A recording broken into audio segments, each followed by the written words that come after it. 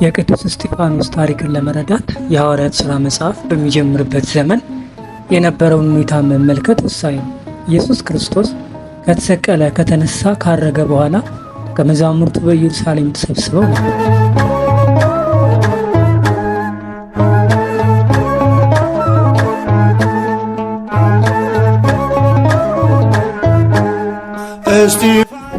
ወዲያውኑ በሺዎች የሚቆጠሩ ሰዎች ወደ ክርስትና ተመለሱ።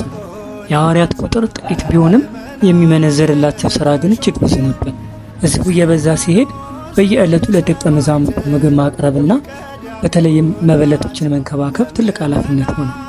በዚህ ጉዳይ የአገልግሎት መዘበራረቅ እንዳይኖር የዕብራውያን የግሪክ ቋንቋ ተናጋሪዎች ደቀ መዛሙርቱ መካከል ቅሬታ ተፈጠረ።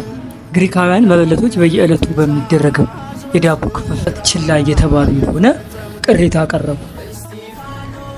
ሐዋርያትም ሕዝቡን ሰብስበው እንዲህ አሉ፣ የእግዚአብሔር ቃል ትተን ማዕድ ማገልገላችን ተገቢ አይደለም። ስለዚህ ወንድሞች ሆይ በመንፈስ ቅዱስ በጥበብ የተሞሉ ምስክርነታቸው መልካም የሆኑ 7 ሰዎችን ከእናንተ ምረጡ፣ እኛም በዚህ ሥራ ላይ እንሾማቸዋለን። እኛ ግን በጸሎት በቃሉ አገልግሎት እንጸናለን። ይህ የ7 ዲያቆናት መመረጥ የቤተ ክርስቲያን የአገልግሎት መዋቅር መጀመር ነው። እነዚህ 7 ሰዎች አንዱ ቅዱስ እስጢፋኖስ ነበር። እርሱ በእምነትና በመንፈስ ቅዱስ የተሞላ ነው ተብሎ ተገልጿል። ስራው ምግብ ማከፋፈል ብቻ ሳይሆን ወንጌልን በኃይል ይሰብክ ነበር። ጸጋና ኃይልም ተመልቶ በሕዝቡ መካከል ታላላቅ ምልክትና ድንቅን ያደርግ ነበር። የሐዋርያት ሥራ መጽሐፍ የእርሱ ሕይወት ሙሉ በሙሉ ለእግዚአብሔር የተሰጠ አገልግሎት ነበር።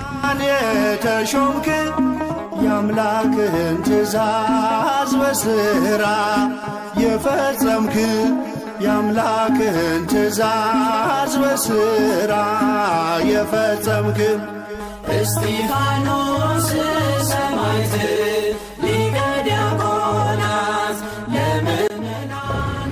የእርሱ ስብከት በብዙዎች ዘንድ ተቀባይነት ሲያገኝ፣ አንዳንድ የአይሁድ መሪዎች ግን ቅናት አደረባቸው። በሐሰት ክስ ከሰሱትና ወደ ሳንሄድሪ የአይሁድ ምክር ቤት አቀረቡት።